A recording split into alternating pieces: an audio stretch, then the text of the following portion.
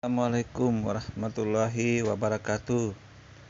Kembali di sini Madia akan ikut nih menganalisa beberapa debat yang disampaikan oleh Pak Rudi dan Pak Zulkifli.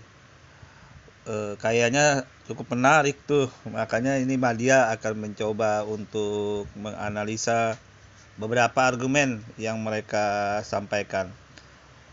Oke, go. Kalau enggak, kalau iya tolong dijelaskan. Kalau di dalam Islam, firman itu adalah kalam Allah. Kalam itu adalah esensi yang melekat pada diri Allah. Berarti bukan logos ya, atau suara Tuhan, bukan? Kalau logos diartikan sebagai suara Tuhan, maka dia itu adalah suara Tuhan. Firman Allah itu adalah suara Tuhan, itu jelas. Gitu ya? Ya. Berarti apakah kita bisa mengatakan bahwa Nabi Muhammad mendengar suara Tuhan? Pada kesempatan yang lain, Rasulullah Muhammad SAW itu mendapatkan wahyu kadang langsung dan mendengarkan suara Tuhan, kadang melalui perantaraan malaikat Jibril. Yang langsung dari Tuhan contohnya apa ya? Pada saat beliau Isra Mi'raj. Oh, berarti yang di langit ketujuh itu ya? Baik. Nabi Muhammad langsung mendengar suara Tuhan. Ya. Oke, di sini Madia akan mencoba menambahkan apa yang disampaikan oleh Pak Jul tadi. Mengenai kalam Allah itu ialah bisa disebut suara Tuhan. Tapi suara Tuhan yang dimaksud di dalam sini bukan berarti suara seperti suara manusia yang hadir ketemu orang, atau suara itu dalam bentuk langsung ketemu orang di depan. Nah, bukan seperti itu maksudnya dalam Islam. Maksudnya suara Tuhan yang begini itu bisa berupa kalam Allah atau berupa kitab Allah, kitab suci. Kitab-kitab suci itu termasuk kalam Allah. Atau mendengar suara yang datang tiba-tiba mengatasnamakan Allah tapi melewati perantaraan malaikat-malaikatnya, itu bisa dikatakan suara Allah juga. Jadi intinya bagaimana dalam Islam? Intinya kalam Allah itu sesuatu yang sudah termasuk di dalam kitab suci, itu bisa dikatakan kalam Allah ya, seperti contoh Al-Quran. Itu adalah kalam Allah yang disampaikan Allah kepada Nabi Muhammad SAW. Tapi caranya bisa melewati langsung dan bisa melewati perantaranya namanya malaikat Jibril. Ini bisa kita lihat pada saat pertama kali Nabi Muhammad kita simak ya, maksudnya melihat ini bukan berarti kita melihat Allah, enggak, kita simak pada saat malaikat Jibril turun di Gua Hira itu, ke Gua Hira. Nah, Nabi Muhammad pada saat itu berada di situ. Nah, disitulah Allah menyampaikan kalamnya melewati malaikat Jibril.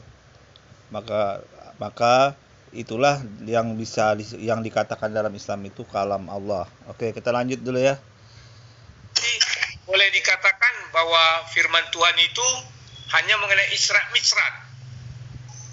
Gimana? Berarti firman Tuhan di dalam Al-Quran itu hanya mengenai Isra Mi'raj. Firman Tuhan di dalam Al-Quran itu hanya mengenai Isra Mi'raj. Iya. Tidak. Firman Tuhan di dalam Al-Quran itu mencakup semua hukum-hukum Allah yang berkaitan dengan akidah, tauhid, syariat yang terkandung di dalam Al-Quran dan dijabarkan oleh Rasulullah melalui hadits. Ya, tadi Jul bilang kan firman Tuhan itu suara Tuhan. Betul. Dan kapan Nabi Muhammad mendengar suara Tuhan? Ketika Mi'raj. Ya. Kan yang di langit ketujuh. Nah, artinya firman Tuhan di Al-Quran itu hanya mitsrat itu. Yang lain kan Tuhan. Begini, Sang Dabatar belum bisa memahami apa yang disebut dengan kalam Tuhan itu. Kalam Tuhan itu di dalam Islam itu mencakup keseluruhan, termasuk kitab suci Al-Quran itu sebenarnya itu adalah kalam Allah yang disampaikan Allah kepada Nabi Muhammad SAW. Nah, jadi melalui siapa kalam Allah itu disampaikan Allah? Melalui malaikat Jibril. Nah, itu salah satu kalam Allah juga. Terus apa hubungannya dengan firman Allah? Ya, firman Allah ya termasuk kalam Allah itu, yang Al-Quran itu. Nah, mengenai kalam Allah langsung itu memang sudah disinggung oleh Pak Jul tadi, itu pada saat di Arasy, bukan di langit ketujuh. Di Arasy itu lebih di atas lagi daripada langit ketujuh, arsinya. Nah, di situ Nabi Muhammad SAW menerima perintah sholat 5 waktu itu di Arsy itu. Nah, itu mengenai riwayat bahwa Allah langsung dengan Nabi Muhammad itu sudah diceritain di dalam Al-Quran. Nah, jadi kita dapat informasinya dari mana? Dari kitab suci Al-Quran. Intinya begitu, untuk kalam Allah itu firman Allah yang langsung dari Nabi Muhammad. Tapi bukan berarti Al-Quran itu bukan firman Tuhan, karena Al-Quran itu termasuk kalam Allah sudah. Cuma dia melewati malaikat yang menyampaikan ke Nabi Muhammad. Dan itu kalam Allah juga namanya. Oke, lanjut kita. Gimana? Berarti yang di dalam Al-Quran itu firman Tuhan hanya ketika mitsrat. Yang lain bukan suara Tuhan, bukan firman Tuhan, begitu? Yang lainnya itu melalui perantaraan malaikat Jibril alaihissalam. Berarti kalau melalui perantaraan bukan firman Tuhan dong. Kenapa bisa? Tapi si Jul tadi sudah mendefinisikan bahwa firman Tuhan itu suara Tuhan. Tuhan yang berbicara langsung. Dan itu hanya terjadi ketika mitsrat di langit ketujuh. Oh, bukan gitu kesimpulannya, Bang. Makanya memahami Islam itu harus benar-benar berdasarkan dengan ilmu. Oke, saya hanya menambahkan, maksudnya dari firman Allah ini adalah itu bisa berupa kalam Allah. Kalam Allah itu di mana? Ya di Al-Quran itu yang langsung, yang ada Al-Quran itu bukti nyatanya.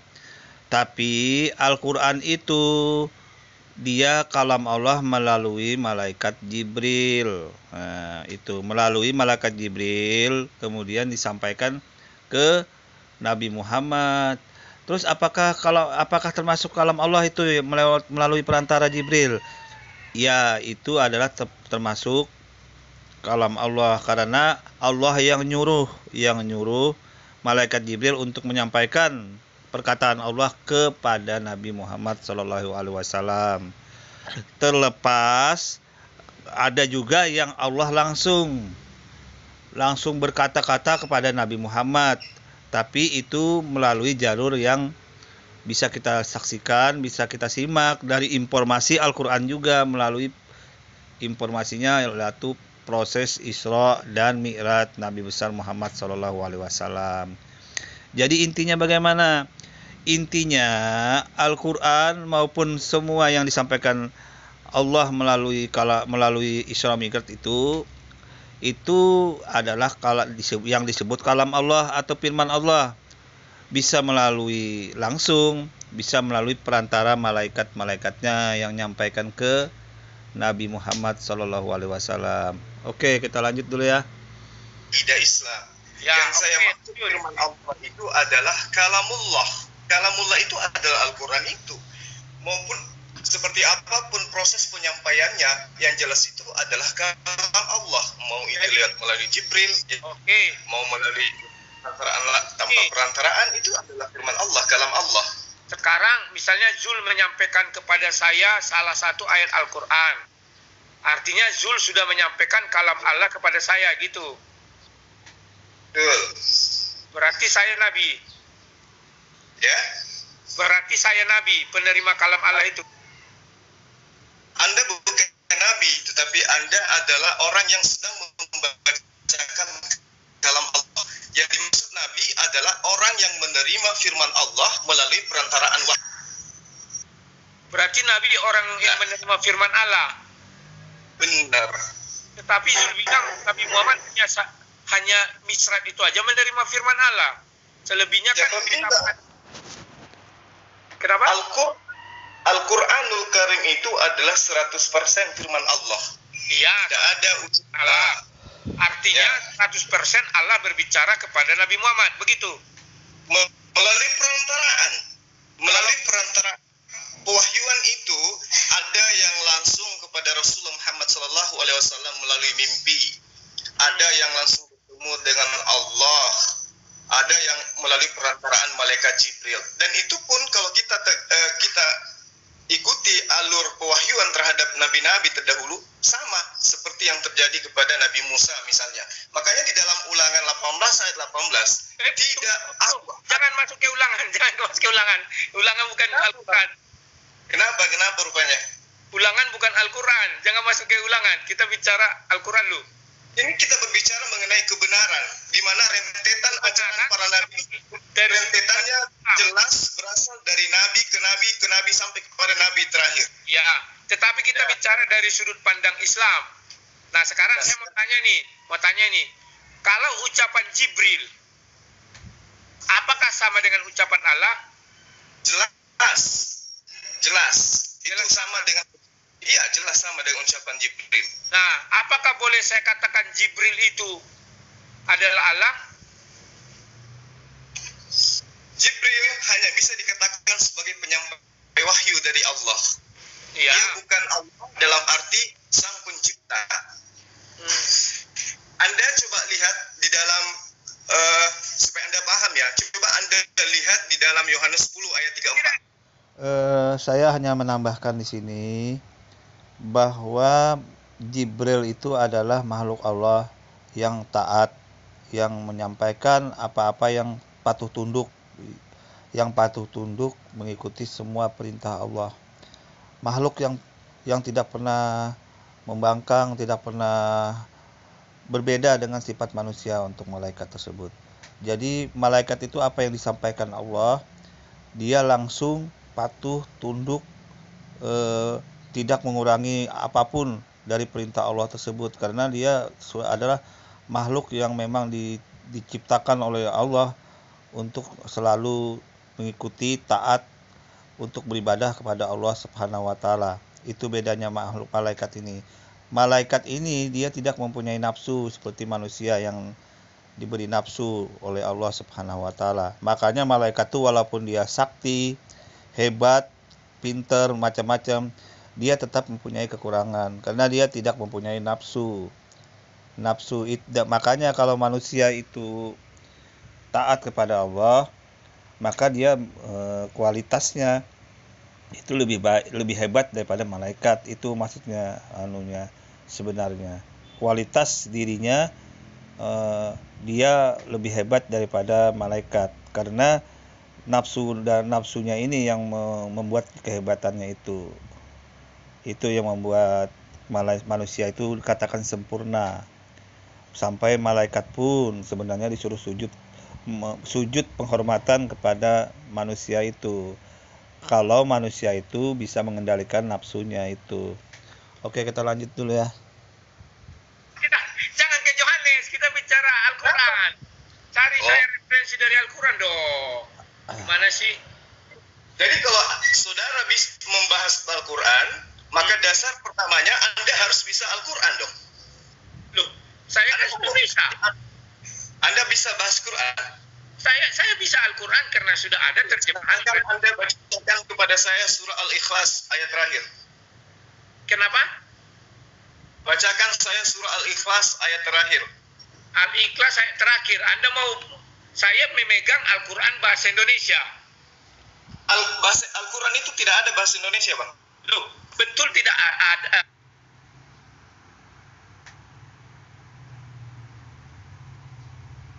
Masa tidak ada sih? Ini kan Al-Quran itu diterjemahkan, bisa nggak? Saya minta Anda membaca Quran, bukan terjemahan. Kok tidak terjemahan loh? Jadi Al-Quran tidak bisa diterjemahkan. Tapi selama ini abang ini disebut sebagai sang debater hanya berdasarkan terjemahan saja memahami Islam itu.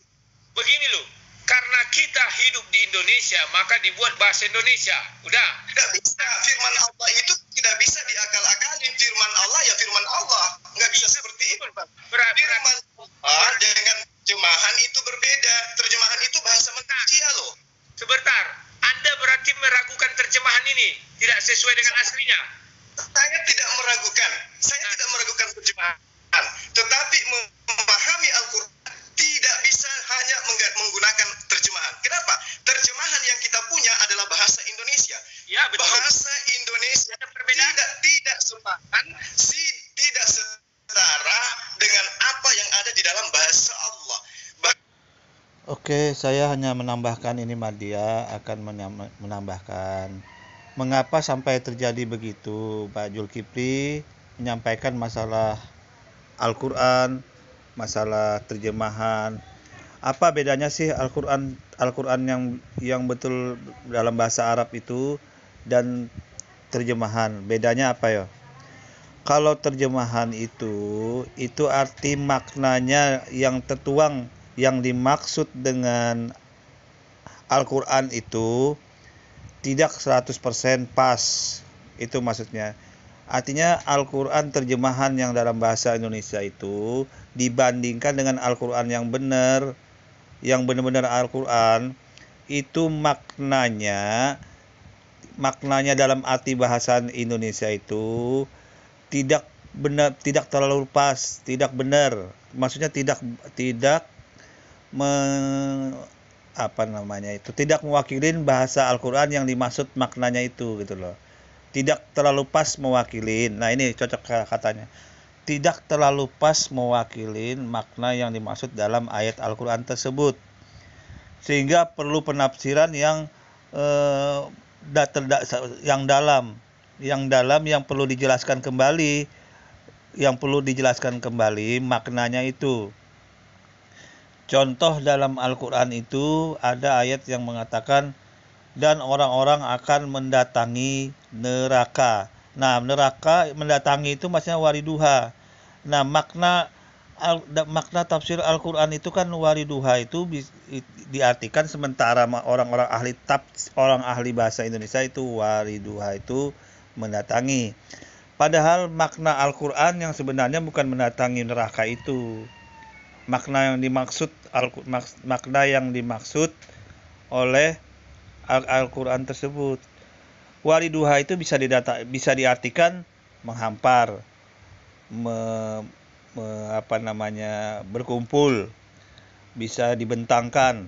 Nah, macam-macam kan. Itu kalau disubkan dalam bahasa Indonesia panjang sekali dalam kurungnya kalau diartikan per teks ayat tersebut yang wariduha yang mendatangi neraka itu orang-orang akan mendatangi neraka itu sangat panjang sekali. Padahal apa yang dimaksud oleh Pak Jul ini yang begitu yang dikhawatirkan Pak Jul, akhirnya hal yang begitu dijadikan hal-hal yang masalah. Makanya Pak Jul tadi langsung memotong dia tentang Al-Quran yang asli. Itu sebenarnya mungkin kalau saya analisa itu yang dimaksudkan Pak Jul. Misalkan itu tadi makna mendatangi dalam bahasa Indonesia itu kan wariduha dalam bahasa Al-Qur'annya itu sebenarnya tidak pas. Mendatangi pun nggak pas karena makna yang sebenarnya yang dalam Al-Qur'an itu nggak itu gitu loh. Dicarikan makna yang lain juga sebenarnya makna bahasa Indonesia yang lain maksudnya nggak terlalu pas juga. Jadi dicarikan kalimat yang kira-kira mendekati kepasan dalam bahasa Indonesianya mewakilin makna wariduha itu gitu loh.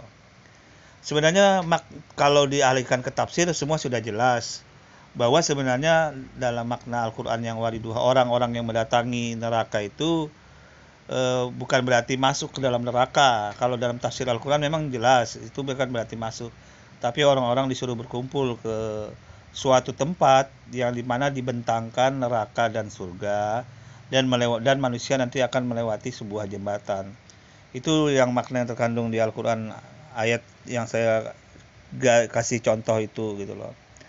Jadi di situ maksudnya, makanya Pak Jul ini mau langsung mekat tak begitu loh ke debat, tapi ya sebenarnya nggak pas juga kalau dialihkan ke sang debater. Akhirnya kan jadi begitu tadi debatnya. Debatnya jadi saling gontok-gontokan gitu loh. Oke, kita lanjut dulu ya Mbak pembahasannya. Bahasa Tuhan tentu berbeda dengan bahasa manusia. Berarti apa yang Itu Anda paham? Halo, berarti apa yang diterjemahkan dalam bahasa Indonesia itu 1% pun tidak ada kemiripan atau kesamaan? Ada kesamaan, tapi Ya, secara bahasa iya. Tapi pemahaman maknanya. Nah, oke. Begini, Bang. Makanya saya meminta dirimu untuk Nah ya kan, maksudnya itu sebenarnya bahasa Indonesia sudah cukup bagus untuk mewakilin bahasa yang dimaksud dari Al-Quran tersebut. Tapi dikhawatirkan kalau ada yang salah paham, salah tafsir, karena memahami Al-Quran tidak lepas dari asbabun nuzul dan kalimat sebelum dan sesudahnya itu. Yang dikhawatirkan ya seperti itu, akun-akun tanpa ragi itu loh yang mempelintir-pelintir Al-Quran, ayat-ayat itu kan akhirnya kan seperti apa namanya, argumen dari pendeta siapa namanya itu yang Saifuddin Ibrahim, yang orang Islam masuk neraka semua, itu kan kalimat-kalimat yang jadi pelintiran, akhirnya terjemahan yang jadi pelintiran akhirnya menyinggung sesuatu yang nggak jelas maksudnya gitu loh. Termasuk tanpa ragi ini, biasanya akun tanpa ragi yang suka membuat begitu, membuat tafsir Al-Quran yang sesuai dengan kehendaknya itu loh. Mungkin ada sebagian teman-teman yang tahu akun tanpa ragi itu, biasanya dia yang sering menafsirkan Al-Quran dengan kemauan dia sendiri yang begitu gitu loh.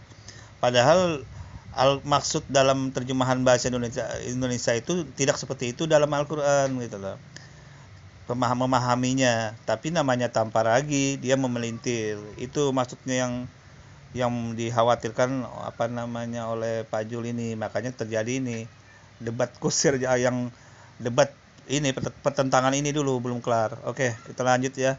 terjemahkan kepada saya sesuai pemahaman Islam. Kan saya bertanya. Jadi Makanya saya kamu tidak bisa mengambil dari Bible seolah-olah Al-Quran itu tidak bisa hidup tanpa Bible. kan saya menjelaskan Quran supaya Anda paham Quran, maka saya mengambil kitab Anda supaya Anda paham. Karena yang saudara paham, yang saudara kuasai itu adalah terjemahan Bible. Anda ingin mengkaji Quran, Anda harus masuk dalam Quran. Sebentar, saya bicara Al-Quran dalam bahasa Indonesia dan Anda mengerti. Maka agar saya tidak salah tafsir, saya minta pendapat Anda. Ini hebatnya sang debater ini, mampu memancing emosi dari mimik Pak Jul, dia sudah mulai terpancing emosinya. Ini hebatnya sang debater ini. Walaupun dia kalah dalam argumennya, tapi dia mampu untuk memancing emosi. Oke, kita lanjut dulu ya debatnya ini. Oke. Kan begitu. Nah, oke, kita kembali ke topik. Sekarang saya buka satu ayat. Ya, silakan. Mungkin Anda sudah tahu ini.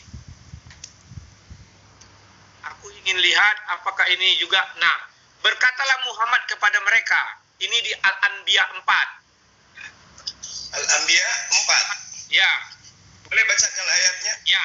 Berkatalah Muhammad kepada mereka, Tuhanku Saya minta ayatnya, Bang, bukan terjemahannya, Bang. Iya, Al-Anbiya 4. Silakan dibacakan dulu. Berkatalah Muhammad kepada mereka, Tuhanku saya minta abang ini baca Al-Qurannya, bukan terjemahan. Terjemahan itu bahasa manusia loh, Bang. Loh, terjemahan bahasa manusia? Memang bahasa Arab bukan bahasa manusia? Ini kita membahas Quran kan? Iya. Membahas Quran atau membahas terjemahan bahasa manusia? Tunggu dulu, abang ini bertanya masalah Al-Quran atau masalah penerjemah? Aku bicara Al-Quran, tidak bicara penerjemah. Situ yang bilang bahasa Indonesia bahasa manusia. Mengenai Al-Quran, berarti kita bahas Al-Quran bukan bahasa manusia. Apakah bahasa bukan manusia? Cuma abang kan mau bahas Al-Quran. Iya. Berarti mau bahas firman Allah. Ya. Nah, abang ini sedang membahas tentang terjemahan Departemen Agama, bukan membahas tentang firman Allah. Baik. Sekarang kamu yang bacakan, silakan. Saya kan bertanya.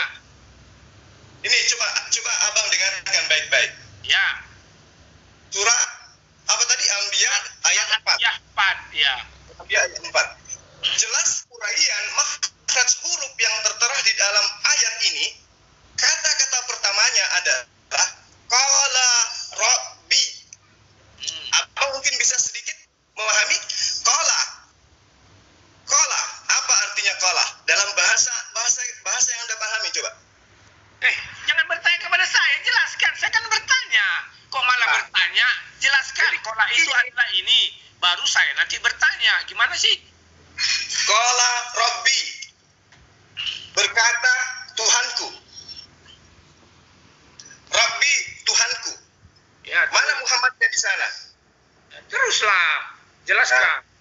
Qala rabbi ya'lamul qawla fin syama'i. Allah berkata, Tuhanku berkata bahwa Dia mengetahui semua perkataan di langit, wal ard, dan di bumi. Wa huwas samiul alim, dan Dia Maha mendengar, Maha mengetahui. Apa yang jadi masalah di sana, Bang? Nah, sekarang yang di sana siapa yang mengatakan Tuhanku? Rasulullah Muhammad sallallahu alaihi wasallam. Terjemahan bahasa Indonesia tidak salah kalau mengatakan berkatalah Muhammad. Gimana? Berarti terjemahan bahasa Indonesia tidak salah mengatakan berkatalah Muhammad. Karena Muhammad sallallahu alaihi wasallam ini sebagai penyampai firman kepada kaumnya, maka Allah memerintahkan. Saya tidak menanya penyampai firman. Berarti terjemahan itu tidak salah kan? Berkatalah Muhammad. Karena kamu tadi mengatakan siapa yang aku di sana? Kamu bilang Muhammad. Nah, sekarang loh, tadi kan dirimu sudah terjemahkan. Coba abang lihat bahasa original teksnya, firman Allahnya yang abang lihat. Di situ jelas dikatakan, Qala, berkata, Rabbi, Tuhanku. Iya, Tuhanku. Ku itu siapa ku itu? Tuhanku itu adalah Muhammad. Nah, ya sudah. Berarti terjemahan bahasa Indonesia tidak salah. Berkatalah Muhammad. Bagaimana ketika Anda mengatakan berkatalah Muhammad? Loh, kan di sana Rabbi yang berbicara kan kata itu adalah Tuhanku. Oke, ini Madia akan mencoba menjelaskan. Perlu saudara-saudara semua tahu bahwa kalam Allah itu memang dalam bahasa Arab dan kemudian diterjemahkan dengan berjuta-juta bahasa di dunia ini, itu loh. Nah, kebetulan kita ini diterjemahkan dalam bahasa Indonesia. Ada yang diterjemahkan dalam bahasa Malaysia, ada yang diterjemahkan, pokoknya berbagai macam diterjemahkan. Masalahnya di mana? Masalahnya tidak semua bahasa terjemahan itu mewakilin kata-kata atau kalimat yang pas menurut Al-Quran sebenarnya, gitu loh. Tidak semua. Memang ada, tapi tidak semua. Ada kata-kata yang kadang tidak terlalu mewakilin, tidak terlalu pas untuk menjadi makna yang dalam kalimat ayat Al-Quran tersebut. Ini disebabkan apa? Karena keterbatasan kosakata dalam bahasa terjemahan tersebut, itu loh. Itu masalahnya. Yang jadi masalah apa? Kadang-kadang bahasa terjemahan ini dijadikan alat untuk membuat sesuatu yang nggak jelas, membuat penafsiran yang lain. Padahal ini hanya buat berupa terjemahan yang belum pas tadi, gitu loh. Kemudian dijadikan bahan pembulian, ya termasuk dengan seperti akun tanpa ragi itu, mengartikan sendiri dia ayat Al-Quran itu loh. Itu yang jadi masalah kadang-kadang, itu yang jadi bahasannya. Dimana tanpa ragi kemarin mengartikan masuk dalam Al-Quran tersebut, dia mengartikan orang-orang yang masuk mendatangi neraka. Dia artikan langsung masuk neraka. Itu kan akhirnya dia bisa membuat-buat begitu. Itu yang dikhawatirkan oleh lawan Pak debater ini, Pak Jul. Kemudian berbicara yang tadi hasil yang dikatakan kola itu itu memang sudah firman Allah, nggak bisa dikutik-kutik lagi. Qala Rabbi, berarti berkatalah Tuhanku. Nah itu siapa yang berkata? Ya Allah. Mengenai apa yang disampaikan Allah, apakah perkataan Nabi Muhammad atau perkataan siapapun, itu sudah menjadi firman Tuhan yang sudah diketetapan gitu loh. Tapi intinya orang pertamanya itu Allah yang berkata gitu loh. Intinya begitu, Allah yang berkata. Yang dibicarakan tuh orang pertama, orang kedua, orang ketiga, atau orang yang siapapun, itu sudah termasuk bagian daripada firman Tuhan itu gitu loh. Itu maksudnya yang ingin saya ambil garis bawahi dari debat ini gitu loh. Oke, kita lanjut dulu ya. Ku itu siapa? Ku itu jelas sebagai penyampai firman Muhammad Sallallahu Alaihi Wasallam. Nah, sekarang Al-Quran itu adalah firman Allah. Betul. Nah, sekarang ku itu siapa? Ku di situ adalah Muhammad Sallallahu Alaihi Wasallam. Artinya itu suara Muhammad kan, atau suara Allah? Firman Allah atau suara Allah yang disampaikan kepada malaikat Jibril, lalu kemudian malaikat Jibril menyampaikan kepada Rasulullah Muhammad Sallallahu Alaihi Wasallam. Bagaimana menafsirkan, menganalisa ini? Sebenarnya sangat mudah. Ini Al-Quran, itu Allah yang punya, Allah yang berkata-kata. Itu orang pertama sudah. Itu sudah digambarkan tadi dengan Qala Rabbi. Itu sudah jelas ya. Nah, mengenai apa yang dibicarakan itu terserah, mau Allah bicara tentang Nabi Muhammad, tentang siapapun, ya kemudian Allah firmankan perkataan itu kembali ke malaikat Jibril, kemudian disampaikan ke Nabi Muhammad, ya bukan masalahnya, tidak ada masalah dalam hal itu. Nah, dari sang debater mempermasalahkan itu saja anunya. Mungkin kurang pemahaman atau pengertian dari sang debater itu sehingga dia sampai berkata begitu. Makanya penjelasan Pak Jul juga agak membingungkan, karena memang menjelaskannya seperti itu harus dengan gimana ya? Dengan sesuatu yang memang sudut pandangnya agak berbeda pandangannya ya. Makanya saya jelasin dengan sudut pandang aja langsung. Sudut pandang orang pertama, sudut pandang orang kedua, sudut pandang orang ketiga. Kalau yang orang pertama tadi Allah langsung dalam kitabnya itu. Nah, pengertian kemudian sudut pandang yang kedua ketiga itu sudah tidak jadi masalah lagi, karena itu bukan perkataan Allah, itu termasuk inti dari firman itu gitu loh. Inti dari bahasan yang disampaikan oleh firman itu. Walaupun Nabi Muhammad yang berkata, ya tidak ada masalah sudah hal begitu. Itu maksudnya biar jelas semua. Oke, kita lanjut ya. Agar Rasulullah Muhammad SAW menyampaikan kepada kaumnya. Ya. Saya pun mengatakan, saya pun sekarang gini, saya baca ayat ini. Kalau Rabbi, maka yang berkata saat itu adalah saya. Ya Rabbi, siapaku di situ? Aku. Sifli, Rabbi, berkata Tuhanku, ya'lamul qawla fis sama'i wal ard. Oke, sebenarnya Pak Jul ini sebenarnya dia menjelaskannya sudah benar.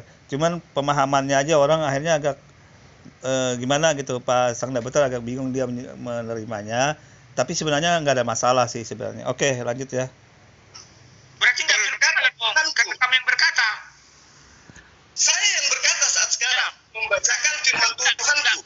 Berarti nggak firman Allah, firmanmu.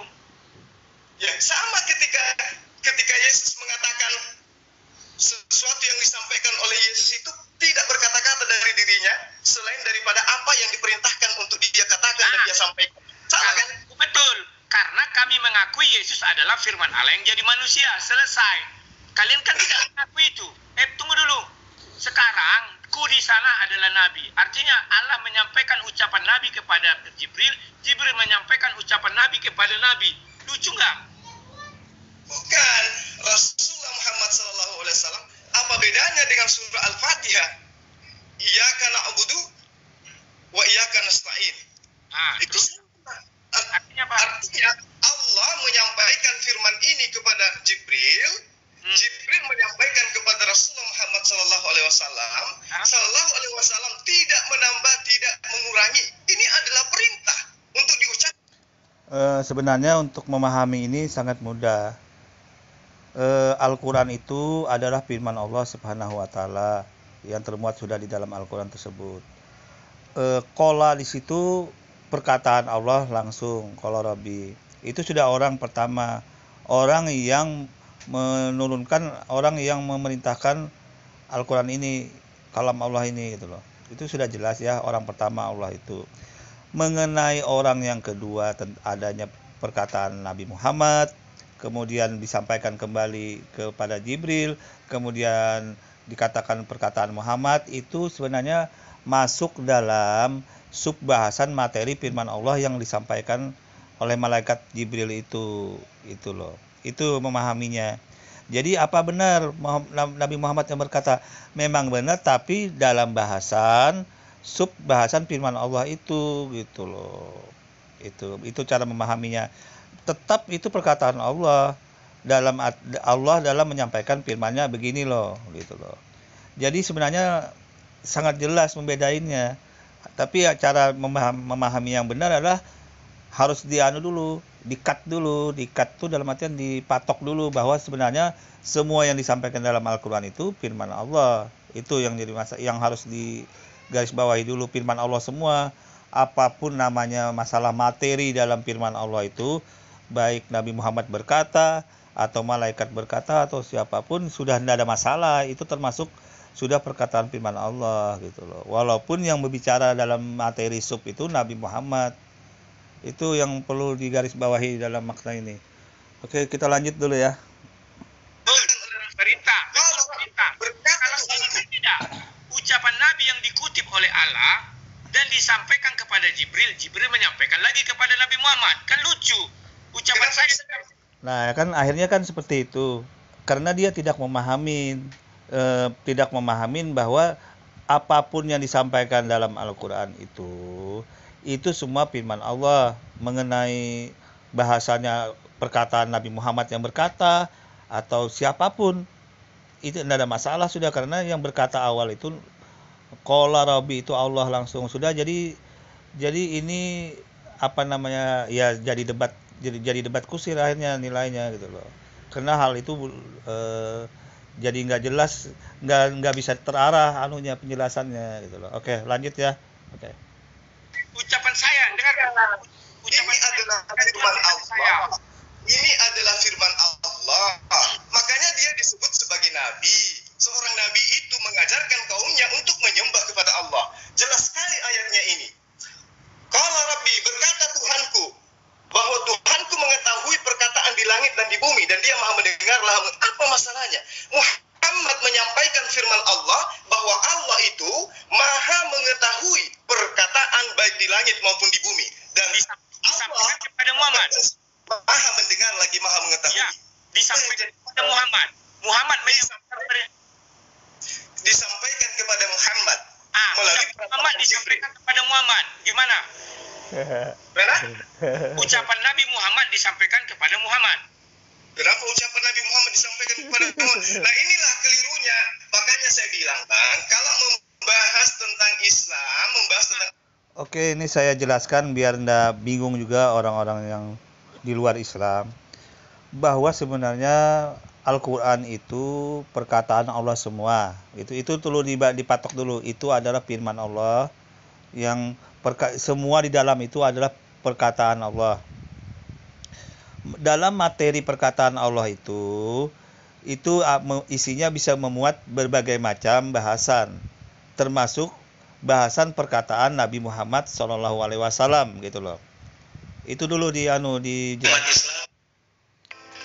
termasuk bahasan perkataan Nabi Muhammad di dalam materi yang dibahas dalam firman Allah tersebut. Nah, itu dulu yang perlu dikatok. Nah, kemudian materi itu disampaikan oleh Allah kepada malaikat untuk disampaikan kepada Nabi Muhammad SAW. Jadi tidak ada masalahnya. Materi dalam subbahasan firman Allah itu bukan berarti perkataan Allah. Itu bukan berarti perkataan Allah secara materinya.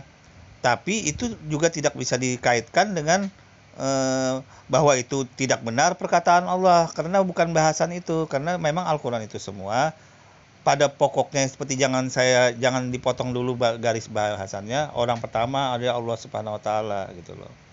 Itu yang perlu diketahui ya, yang perlu Anda ketahui orang-orang semua agar tidak rancu. Pembahasannya terlalu dibolak-balikan aja. Sebenarnya sangat jelas. Dipatok dulu orang pertama. Terus dibedain materi isi pokok firman Allah dalam Al-Qur'an itu. Jadi sudah sangat jelas gitu loh. Oke, lanjut ya. Memberikan kenyamanan tersendiri yang selalu aku suka darinya. Salam sang debaters. Berani bertanya, berani ditanya. Jangan kerja kau hanya Muhammad disampaikan kepada Muhammad melalui Muhammad disampaikan kepada Muhammad. Gimana? Benar? Ucapan Nabi Muhammad disampaikan kepada Muhammad. Mengapa sampai terlontar kalimat seperti Muhammad disampaikan Muhammad? Karena sang debater tidak mengerti bahwa isi Al-Quran, materi pokok yang dibahas Al-Quran itu adalah materi yang menjelaskan perkataan Muhammad. Ya, itu materinya, bukan berarti Allah, bukan berarti Muhammad yang jadi patokan dalam ayat Al-Quran itu gitu loh. Yang sebagai orang pertama. Di langit maupun di bumi, dan disampaikan kepada Muhammad. Maha mendengar lagi maha mengetahui. Ya, disampaikan kepada Muhammad. Muhammad disampaikan kepada Muhammad. Melalui Muhammad disampaikan kepada Muhammad. Gimana? Benar? Ucapan Nabi Muhammad disampaikan kepada Muhammad. Oke, ini Madia akan membantu menganalisanya. Sang debater sebenarnya dia tidak mengetahui bahwa Al-Quran itu semua adalah kalam Allah, perkataan Allah Subhanahu wa taala semua. Gitu, itu dulu. Nah, mengenai materinya, isi materi perkataan Allah itu ada perkataan Nabi Muhammad. Itu tapi dikasih tahu, ini dipatok dulu. Isi materi dalam firman Allah itu ada yang membahas tentang perkataan Nabi Muhammad itu loh. Mengenai mekanisme kemudian sampai ke Nabi Muhammad yang dari Jibril itu bukan masalahnya, itu bukan pembahasan lagi, karena itu memang Nabi Muhammad yang menerima itu wahyu Al-Quran ini. Jadi sebenarnya tidak perlu juga dibolak-balik ditanya-tanya seperti itu. Sebenarnya cukup pemahamannya bahwa materi yang Allah Subhanahu wa taala sebagai orang pertama itu membahas tentang perkataan Nabi Muhammad. Mungkin itu salah satu gitu loh. Dan bisa perkataan yang lain juga yang dibahas gitu loh. Ya, yang kemudian tidak bisa dijabarkan, tidak bisa dijelasin atau tidak bisa dikaitkan dengan bahwa itu bukan firman Allah gitu loh. Itu tidak bisa, atau hanya perkataan Nabi Muhammad doang. Nah, itu tidak bisa begitu, karena memang secara otomatis sudah Allah Subhanahu wa taala dalam posisi Al-Qur'an itu sebagai orang yang memberi firman gitu loh. Oke, kita lanjut ya, cukup jelas sudah ya. Artinya sebenarnya begitu. Cuman Pak Zulkifli mungkin dia cara menjelaskannya aja yang menurut saya akhirnya terjadi sampai begini gitu loh. Kenapa ucapan Nabi Muhammad disampaikan kepada Allah? Nah, inilah kelirunya. Makanya saya bilang, Bang, kalau membahas tentang Islam, membahas tentang Al-Quran, Abang itu harus paham Al-Quran. Jangan membahas Quran tapi tidak memahami ilmunya. Anda kan hanya berdasarkan terjemahan. Sementara terjemahan itu tidak bisa dijadikan sebagai landasan pijakan untuk memahami Islam. Berarti Anda sama dengan mengatakan bahwa kitab suci terjemahan yang ada di Indonesia ini salah semua. Terjemahannya maksud saya. Tidak ada yang salah. Buktinya seluruh umat Indonesia. Dengar dulu, Bang. Saya pakai terjemahan. Ini saya lagi menjelaskan tentang agama saya. Iya. Dan saya tahu daripada Anda. Kalau Anda lebih merasa pintar, ayo mari kita kaji masuk ke dalam kaidah Al-Quran. Anda kan masih terjemahan. Anda kan tinggal di situ. Saya mengajak Anda masuk. Makanya saya minta Anda untuk menjelaskan, kan tidak salah. Di mana salahnya? Ya, dengar dulu, Bang. Seluruh dunia, umat Islam tidak ada yang mengimani ini adalah perkataan Muhammad hanya karena terjemahan yang Anda lakukan, yang Anda maknai itu. Berarti saya katakan bahwa terjemahan dengan menggunakan kaidah Quran. Itu dia. Jadi saya katakan khusus untuk ayat Quran. Bang, dengar dulu. Memahami Quran itu harus dipahami pertama dengan menggunakan kaidah penjelasan ayat berdasarkan dengan penjelasan ayat selanjutnya. Memahami Quran harus dengan hadis sahih. Kemudian tahu. Sebentar. Memahami ayat dengan pemahaman sahabat, bukan pemahaman orang-orang yang hidup zaman sekarang, apalagi orang yang tidak memahami Al-Quran. Halo, begini. Berarti bisa saya katakan kalau belajar Islam dengan menggunakan bahasa Indonesia bisa tersesat. Betul. Oh, syukur. Mantap. Oke. Berarti pada umat muslim jangan baca bahasa Indonesianya. Oke, ini saya akan bantu mengatasi ini, menjawab masalah ini. Perlu diketahui bahwa Al-Quran terjemahan dalam bahasa Indonesia itu harus apa? Coba lihat, harus jelas mengetahui tafsirnya dulu gitu loh. Yang dikhawatirkan apabila membaca teks Al-Quran dalam terjemahan bahasa Indonesia tidak tahu tafsirnya yang jelas, dikhawatirkan nanti seperti Tamparagi yang mengartikan masuk orang mendatangi neraka, itu diartikannya masuk neraka. Nah, itu yang berbahaya. Yang berbahaya seperti itu. Karena Tamparagi itu sudah membuat video, dia mengartikan ayat Al-Quran bahasa Indonesia itu seperti itu. Itu yang dikhawatirkan. Bukan berarti tidak boleh membaca terjemahan. Benar, harus. Tapi harus tahu teks tafsirnya. Jangan sampai terjadi seperti video Tamparagi yang mengartikan ayat Al-Quran itu dengan semaunya. Akhirnya menafsirkan dengan semau-maunya. Contohnya kemarin dalam video Tamparagi, dia mengartikan orang yang mendatangi neraka. Itu diartikan masuk neraka lah, macam-macam. Akhirnya dibuat argumen orang Islam mendatangi neraka semua. Nah, itu yang dikhawatirkan yang seperti itu, karena kosakata maupun mewakilin makna dalam Al-Quran yang aslinya itu tidak pas, semua pas. Memang ada yang pas, tapi tidak semua pas. Tidak semua pas kosakata yang dipilihkan untuk mewakilin makna dari kalimat bahasa Arab, bahasa asli Al-Quran tersebut. Itu maksud tujuannya.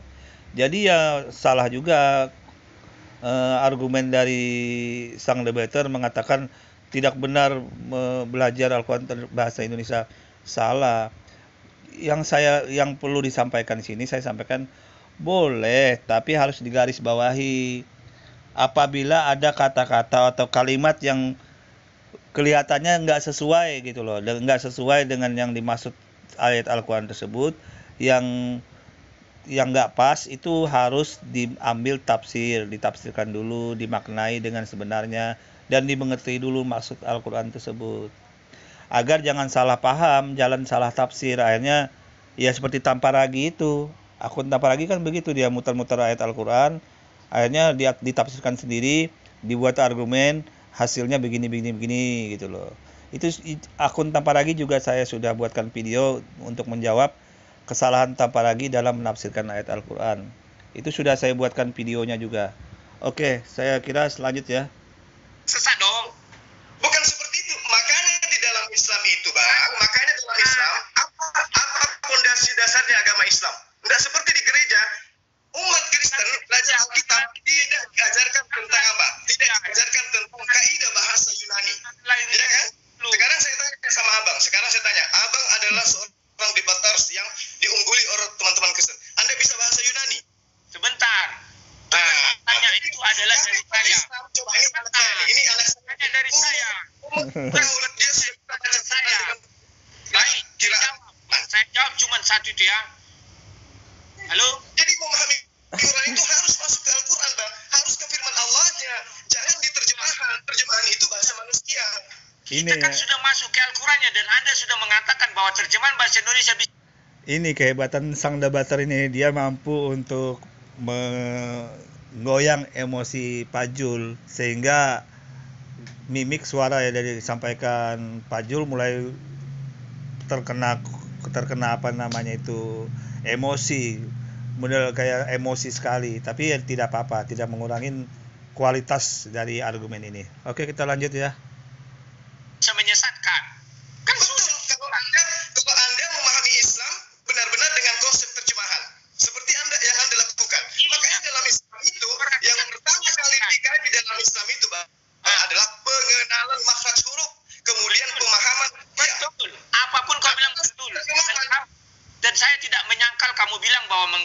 bahasa Indonesia bisa tersesat, ya sudah. Selesai toh? Ya kalau Anda memahami Islam dengan terjemahan, jelas tersesat. Kenapa Boleh. ya? Oke, ya sudah, stop di situ. Yang Anda alami sekarang, Anda memahami firman Allah di dalam surat Al-Anbiya ayat 4 dengan mengatakan bahwa yang berkata di situ adalah Muhammad. Itu adalah perkataan Muhammad, padahal itu adalah perkataan Allah, kalam Allah yang diperintahkan oleh Allah kepada Jibril untuk disampaikan kepada Rasulullah Muhammad SAW. Dan Rasulullah Muhammad SAW tidak sedikit pun menuduh dan mengurangi. Mengatakan, Anda secara tidak langsung mengatakan bahwa penerjemahan ini juga salah. Karena Oke, di sini Madia akan bantu menjelaskan mengenai Al-Quran terjemahan.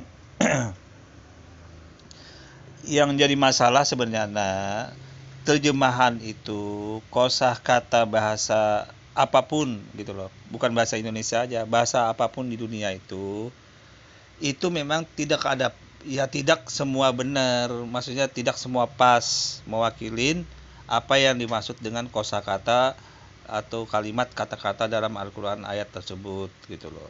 Makanya ada asbabun nuzul, pembahasan tafsirnya, agar yang jelas sub materi bahasan itu tidak meleset dulu. Tafsir Al-Quran itu tidak meleset dulu, itu yang penting. Mengenai kosakata yang mewakilin bahasa untuk mewakili ayat Al-Quran tersebut, kalimat Al-Quran tersebut, ya mungkin ada yang kurang pas, kurang tepat. Tapi itu dicarikan, biasanya ahli-ahli bahasa tafsir untuk terjemahan itu mencarikan kira-kira kata-kata yang pas mewakilin bahasa Al-Quran tersebut gitu loh. Bahasa kosakata Al-Quran tersebut itu yang perlu digarisbawahi oleh penyimak penonton di sini gitu loh. Agar tidak terjadi begini, gontok-gontokan seperti ini. Sebenarnya masalahnya di situ aja. Makanya Pak Jul kan mengatakan harus aslinya. Sebenarnya pemahaman bukan berarti tidak penting. Terjemahan itu sangat penting sekali, untuk sangat membantu sekali terjemahan Al-Quran dalam berbagai bahasa, terjemahan dalam berbagai bahasa termasuk bahasa Indonesia ini sangat penting sekali.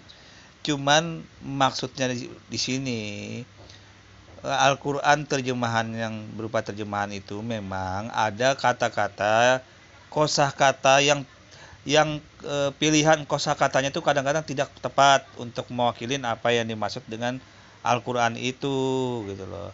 Yang dikhawatirkan akan terjadi hal-hal yang ya seperti Tamparagi itu, contohnya saya langsung sebut aja akunnya Tamparagi. Dia mengartikan ayat Al-Quran orang-orang mendatangi neraka. Nah itu dia artikan mendatangi itu langsung wah masuk neraka. Itu kan dia akhirnya begitu memformat, padahal mendatangi di sini bukan berarti masuk. Dan mendatangi pun sebenarnya pilihan kata yang sebenarnya kurang pas, kurang tepat juga untuk mewakilin makna dari kosakata Al-Quran tersebut. Tapi ahli terjemah sudah berusaha mencarikan kosakata yang kira-kira yang pas untuk ayat tersebut gitu loh. Tapi dengan tidak mengurangi tafsir Al-Quran tentunya. Ini kan berbicara kosakata gitu loh, dengan tidak mengurangi konsep Al-Quran. Makanya dipilihkan itu. Sebenarnya makna wariduha itu banyak, bisa dibentangkan, dihamparkan, di macam-macam lah artinya dalam kosakata. Tapi ahli terjemah bahasa Indonesia yang paling tepat mungkin pilihan dia mendatangi itu gitu loh. Dengan kata lain bahwa memang harus mendatangi itu bukan berarti masuk. Nah, kesalahan Tamparagi dalam membuat video-videonya yang sebelum-sebelumnya itu dia menafsirkan itu ayat gitu loh dengan sembarangan, dengan menafsirkan sendiri, itu yang dikhawatirkan. Ini contohnya saya gambarkan Tamparagi karena memang sudah ada terbukti dia membuatkan video tentang membahas ayat itu, dengan akhirnya membuat argumen dengan memposting langsung mendatangi itu dengan masuk neraka itu. Oke, kita lanjut dulu ya. Seperti itu. Loh, tidak ada yang salah dengan terjemahan itu. Tidak ada yang salah dengan terjemahan itu. Yang salah adalah ketika memahami Al-Quran dengan terjemahan. Tidak ada yang salah dengan terjemahan itu. Yang salah ketika memahami Al-Quran dengan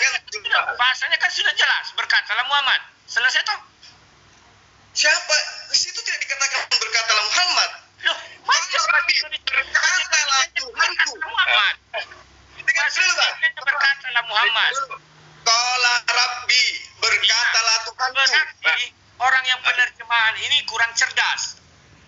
Gimana ceritanya kurang cerdas? Abang yang memahami ayat dengan terjemahan. Makanya coba lihat ayatnya. Qala Rabbi itu maknanya katalah Tuhanku. Siapa yang berkata di situ? Tuhannya Muhammad. Yang berkata di situ. Begini loh, sebentar.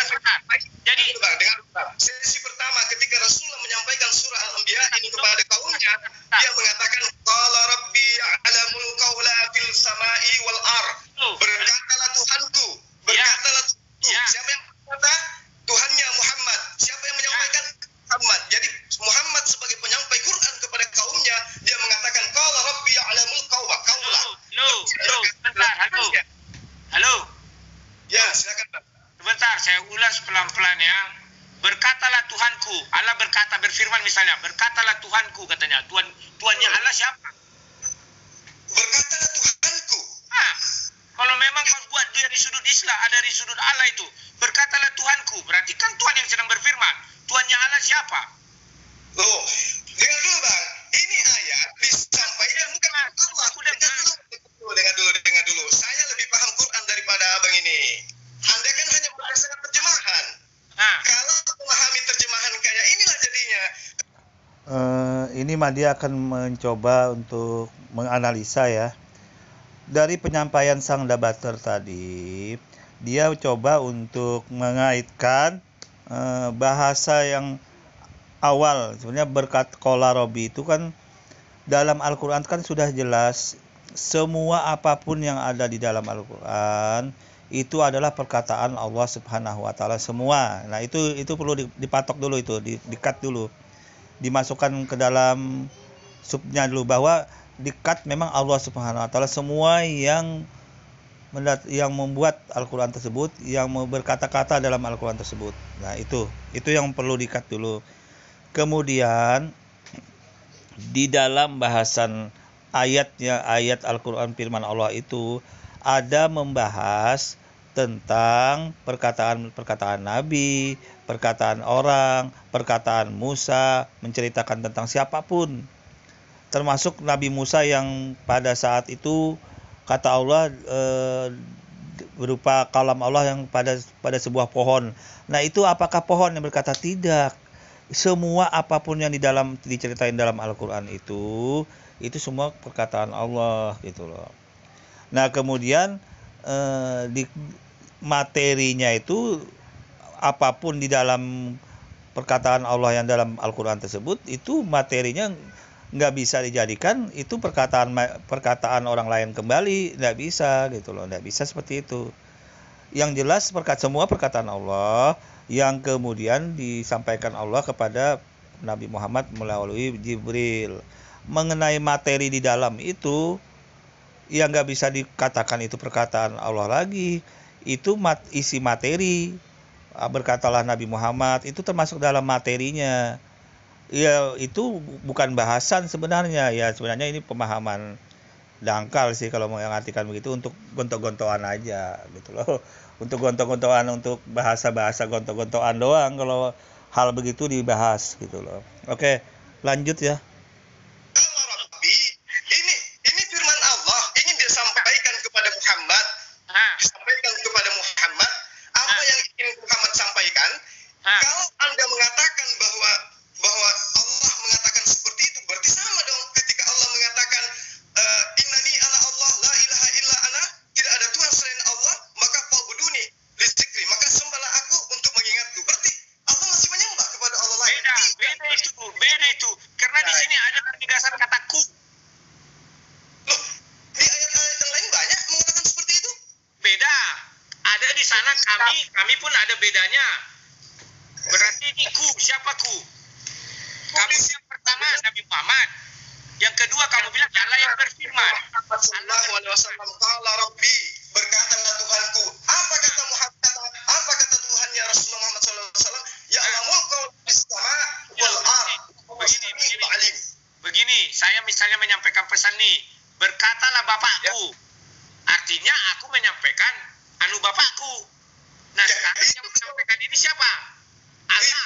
Berkatalah kata Allah kepada Jibril, berkatalah Tuanku kata Allah.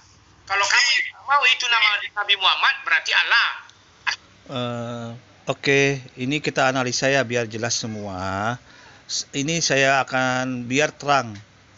Apapun yang disampaikan di dalam Al-Quran materinya itu sudah dalam pokok bahasan materi. Tapi yang perlu di-cut, yang perlu dijelas, tidak bisa dibantah lagi, semua apa yang disampaikan dalam Al-Quran itu perkataan Allah semua itu. Jadi harus dibedain mana yang perkataan Allah, mana yang materi. Nah, ketidaktahuan sang debater ini atau sengaja pura-pura tidak tahu, dia ingin menggoyang di posisi materi itu, dijadikan perkataan yang bukan dari perkataan Allah gitu loh. Gitu. Sebenarnya mudah sekali menjawabnya sangat mudah, bahwa Al-Quran itu semua perkataan Allah gitu loh. Terlepas dari materi itu, baik yang berkata apapun, siapapun di dalam materi pokok yang dibahas dalam firman Allah itu, nggak bisa dikatakan itu perkataan yang mewakilin dari Al-Quran itu gitu loh. Itu sebenarnya sangat mudah, cuman ya mungkin sudah terpancing emosi Pak Jul, jadi ya begitu dia jelasinnya. Tapi benar sebenarnya yang dijelasinnya sebenarnya benar semua maksudnya. Cuman dia terlalu panjang, akhirnya sang debater juga nggak ngerti apa yang dia sampaikan itu, akhirnya ya terjadi begini. Oke, lanjut ya. Jibril, berkatalah Tuanku, kata Jibril. Itu kalau Anda memaknai kalau Anda bukan sebagai seorang nabi. Seorang nabi menyampaikan firman Allah itu tidak ditambah dan tidak dikurangi. Makanya yang membedakan antara Al-Quran dengan kitab-kitab yang lain, Al-Quran itu 100% firman Tuhan, tidak ada penambahan. Kalaupun ada perkataan Rasulullah, itu disebut sebagai hadits. Ini Al-Quran. Oke, sekarang ini kita beralih lagi, karena itu kita beralih. Coba ini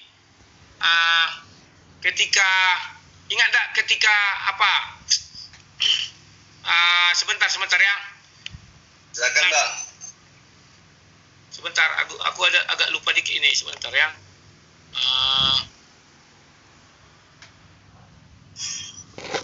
Nah, kamu ingat tak ketika Nabi Isa di dalam buayan? Atau ingat tak ketika Nabi Isa dibuai apa namanya itu, dari atas buayan, mengatakan bahwa aku diutus Allah, kata Nabi Isa. Ya. Nah, itu disampaikan Allah karena berita itu sudah terjadi jauh-jauh hari. Paham ya? Nah, sehingga Nabi Muhammad tidak mengetahui kejadian itu, maka disampaikanlah itu kepada Nabi Muhammad. Paham ya? Nah, sekarang Al-Anbiya 4 itu kejadiannya adalah ketika Nabi Muhammad menjadi Nabi. Paham ya? Ya. Nah, terus Nabi Muhammad menjadi Nabi, disampaikanlah pesan itu kepada Muhammad. Ya. Nah, artinya apa? Coba bisa kamu jelaskan. Ucapan Nabi Muhammad disampaikan kepada Nabi Muhammad. Maksudnya gimana nih Bang? Loh, Nabi Isa. Coba bacakan ayatnya biar saya paham. Nah, yang Al-Anbiya itu aja masih kita bahas sedikit. Kamu mengatakan bahwa firman Tuhan itu 100%, artinya ketika Allah menyampaikan Al-Anbiya 4 itu adalah suara Tuhan. Betul. Tuhan berkata kepada, bukan suara Tuhan, itu bukan suara Tuhan, tetapi adalah suaranya Jibril yang diterima Jibril dari Tuhan. Jibril membicarakan kepada Nabi Muhammad, kan demikian kan? Nah, datang Jibril berkata, apa tadi kau bilang tadi? Bahasa apanya itu, terjemahan bahasa Indonesianya apa tadi? Dari segi sudutmu? Berkatalah Tuhanku. Berkatalah Tuhanku, katanya kan? Ya. Jibril yang menyampaikan, berkatalah Tuhanku, katanya. Berarti Tuhannya Jibril. Ya, betul. Berarti betul Tuhannya Jibril kan?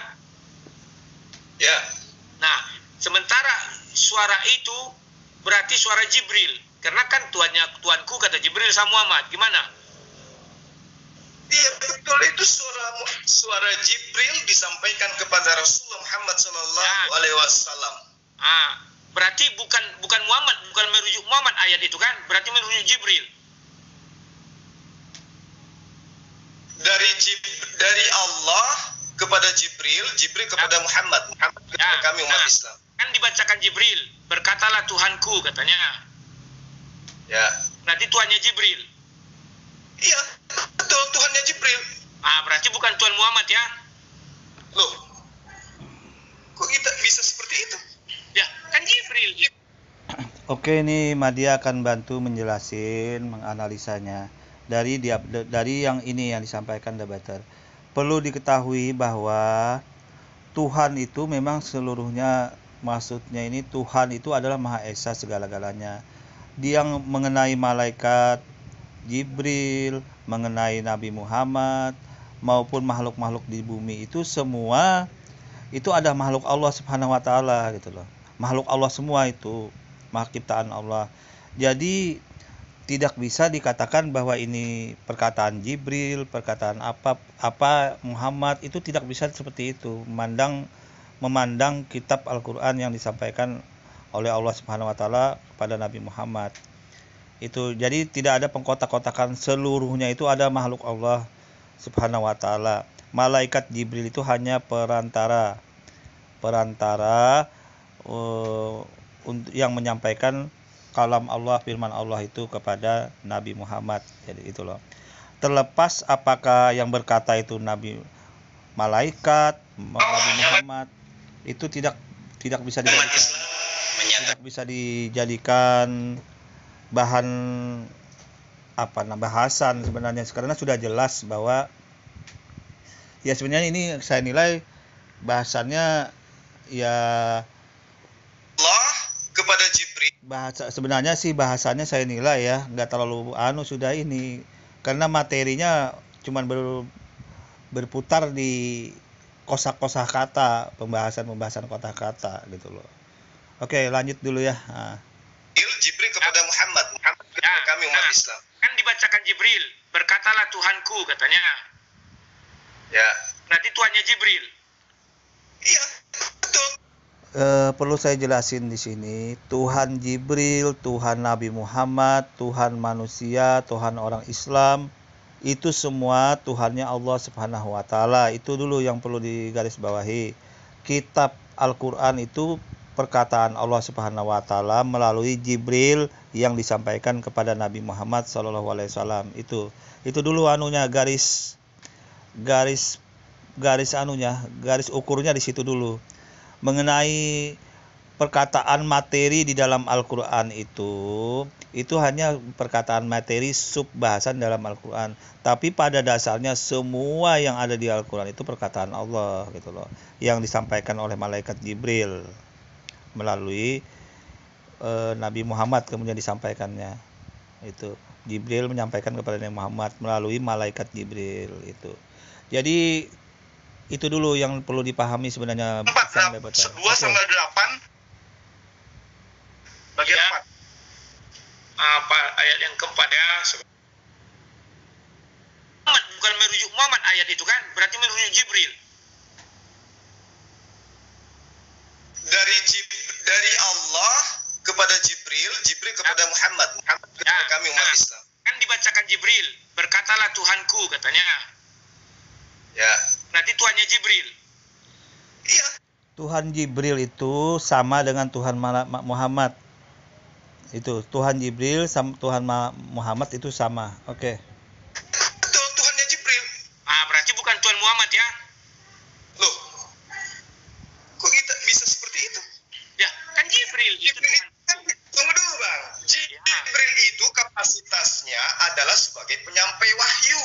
Jadi apa yang disampaikan itu adalah wahyu yang diterima oleh Rasulullah Muhammad SAW. Berarti Jibril tidak boleh merubah dong. Betul. Tidak boleh berubah, tidak boleh menambah. Ketika dia berkatalah Tuhanku, berarti dia menyampaikan firman Tuhan. Ya, sesuai dengan apa yang didengarkan dari Allah. Ya, siapa Tuhannya Tuhan? Tuhannya Tuhan. Ya, kan berkatalah Tuhanku katanya. Tuhan kan yang itu suara Tuhan. Tuhan mengatakan berkatalah Tuhanku. Disampaikan Jibril. Ya, siapa? Sebenarnya ini sebagainya pemahaman aja ini, pemahaman literatur doang. Maksudnya di situ itu kan Jibril kan menerima wahyu, menyampaikan wahyu dari Allah Subhanahu wa taala. Berkatalah Tuhanku tuh ya termasuk Tuhan keseluruhannya ini, maksudnya Tuhan malaikat Muhammad, Tuhan malaikat Jibril.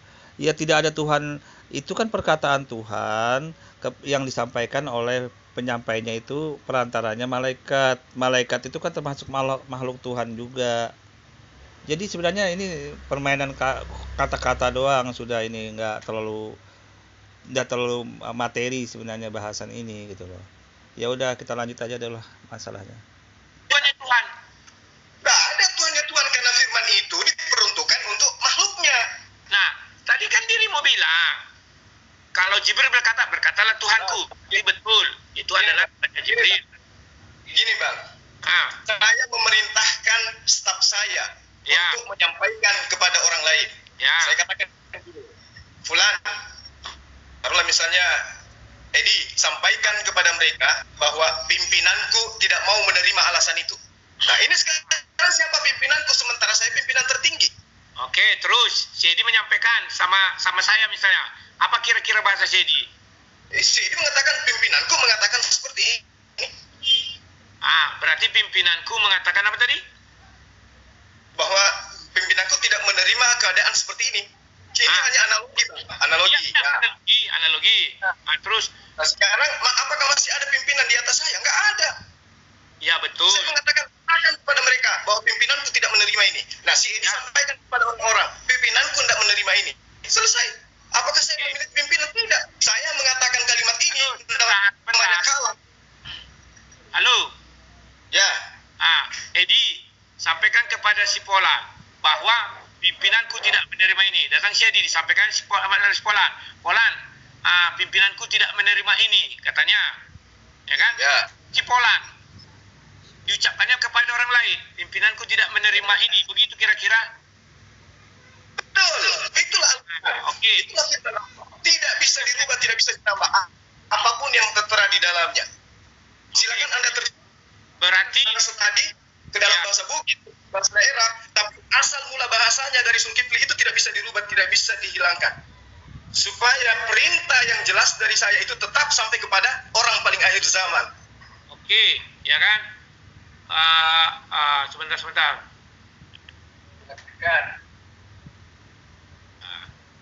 Bentar. Saya suka diskusi begini kan, jadi ada apanya. Yang penting pernyataanmu benar bahwa kalau kita menggunakan bahasa Indonesia bisa tersesat. Itu yang sudah saya pahami satu. Ya, oke. Ini saya garis bawahi dulu untuk sang debater.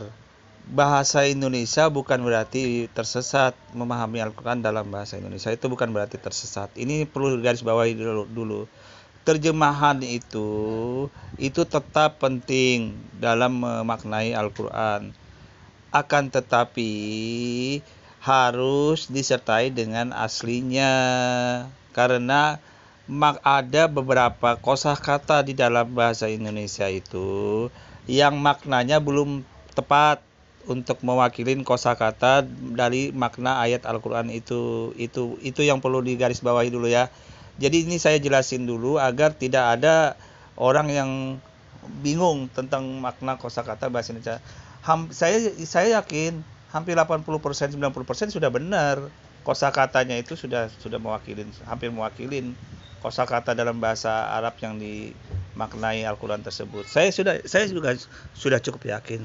Tapi ada kosakata yang maknanya dalam ayat Al-Quran itu belum bisa tepat gitu loh. Ingat, garis bawahi, belum bisa tepat mewakilin makna kosakata dalam bahasa ayat Al-Quran tersebut gitu loh.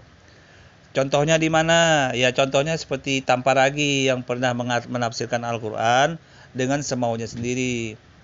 Dia mengartikan ayat Al-Quran itu bahwa orang-orang mendatangi neraka. Wariduha itu kan mendatangi neraka. Itu dalam bahasa Indonesia kan mendatangi.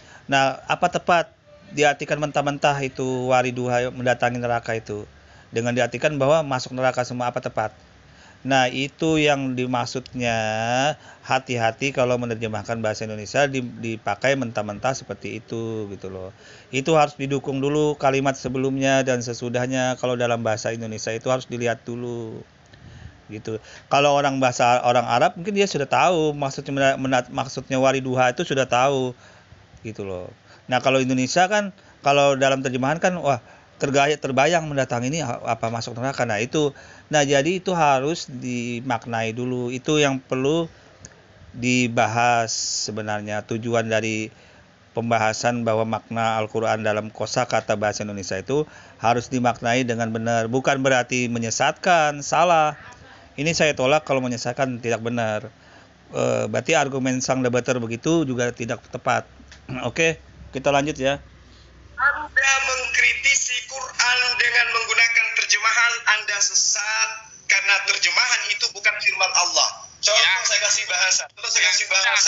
Ya betul, makanya orang-orang yang menerjemahkan ini kita bisa bilang karena dia membawa orang tersesat adalah penyesat. Penerjemah itu mengartikan kata per kata. Iyalah, bukan tentang kandungan ayat. Ya, berarti seperti misalnya ini. Seperti gini. Iya betul. Dia penyesat kan sudah. Kamu sudah bilang itu artinya bahwa orang ini adalah penyesat karena dia bisa membuat orang. Perlu digarisbawahi dulu. Ini perlu saya garisbawahi dulu. Sebenarnya saya tahu juga maksud tujuan sang debater berkata begitu. Akhirnya dia membuat framing bahwa dengan terjemahan itu orang bisa sesat, itu sudah tahu saya tujuannya. Tapi yang perlu digarisbawahi di sini bahwa Al-Quran terjemahan itu memang ada kata-kata yang belum tepat dalam Al-Quran yang sesuai dengan makna yang sebenarnya. Tapi itu bisa dijadikan sebagai bahan untuk menggali, untuk menafsirkan Al-Quran. Nanti diambil jalannya dengan asbabun nuzul, dengan dihubungkan dengan kaidah-kaidah sebelumnya, ayat-ayat sebelumnya dengan sebelum dan sesudahnya. Jadi sebenarnya kalau saya nilai ini, analisa saya ini sudah hanya bermain debat, hanya sudah bermain kata-kata doang gitu loh. Coba debat bermain ya planning saya sebut itu ya hal-hal yang sebenarnya nggak terlalu penting lagi sudah dibahas, hal-hal sub yang gimana gitu, permainan kosakata aja lagi. Sedangkan pokok esensial yang di dalam itu sudah sudah nggak ada bahasan lagi. Itu yang perlu, kalau saya nilai. Terus dari sang debater juga dia tinggal memaknai doang, menafsirkan, membuat framing akhirnya muncul framing dia Al-Quran terjemahan itu bisa menyesatkan orang. Tidak seperti itu. Al-Quran terjemahan itu bukan menyesatkan. Kalau orang yang tahu ya nggak sesat. Kalau orang yang tahu ilmunya, ilmu tafsirnya, membaca keseluruhan ayat ya nggak sesat. Yang dikhawatirkan orang yang nggak ngerti atau orang yang menyalah-nyalahin salah gitu loh, menyalah-nyalahin Al-Quran, menafsirkan sendiri. Saya sebut aja langsung seperti Tamparagi itu dalam akunnya, dalam videonya sebelumnya dia menafsirkan Al-Quran tentang orang-orang yang masuk surga, mendatangi surga itu kan jadi framing yang nggak karu-karuan. Nah, ini tafsirnya. Itu yang dikhawatirkan gitu, orang seperti itu yang dikhawatirkan kalau berpegang tok kepada terjemahan bahasa Indonesia ayat Al-Quran tersebut. Oke, saya kira ini sangat cukup jelas. Kita lanjut dulu ya. Tersesat. Kenapa bisa seperti itu? Itu pemahaman Anda. Anggap saya sekarang ini sudah tersesat gara-gara membaca bacaan itu. Berarti orang itu menyesatkan saya kan? Sekarang gini, Anda itu orang Islam itu kitabnya apa? Al-Quran atau terjemahan? Ya Al-Quran. Makanya belajar Quran, jangan belajar terjemahan. Bagaimana caranya belajar Quran? Saya bilang betul. Al-Quran. Bagaimana caranya belajar Quran? Sebentar. Bagaimana caranya belajar Quran? Halo, gantian dong. Nah sekarang saya tanya, bagaimana caranya belajar Quran? Halo, gantian dong. Apa? Kalau kamu bicara terus, saya kan giliran saya bertanya. Ya kan? Silakan. Berarti kamu bilang bisa tersesat. Ya betul.